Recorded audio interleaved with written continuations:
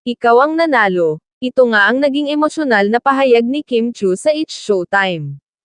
Hanggang ngayon nga ay nanatiling tahimik ang aktres na si Kim Chu sa hiwalayan nila ng long-time boyfriend na si Sian Lim. Wala pa ring pahayag ukol sa isyu ng pambabae di umano ni Sian sa isang Viva staff na si Iris Lee, na una nang naibalita na involvement sa kanilang relasyon. Sa bagong segment, isa sa mga napansin ng mga fans ay ang patuloy at sunod-sunod na hugot ni Vice kay Kim. Sa Showtime kanina, ay ipinadeliver ni Vice kay Kim ang salita na kung paano na dapat siya ngunit nagpaubaya na lang ito.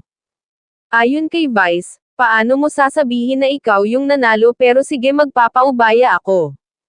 Bagamat hindi komportable si Kim, ay game pa din ito na ginawa ang sinabi ni Vice sa kanya. Naging emosyonal, at halos maiyak si Kim, nang sabihin nito na ikaw ang nanalo, ikaw.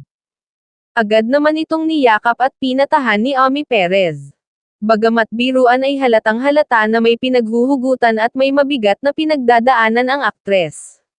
Samantala, ilang malalapit na kaibigan ang tila nakakapansin na din umano ng mga nagiging pahayag o post ni Sian sa kanyang social media account.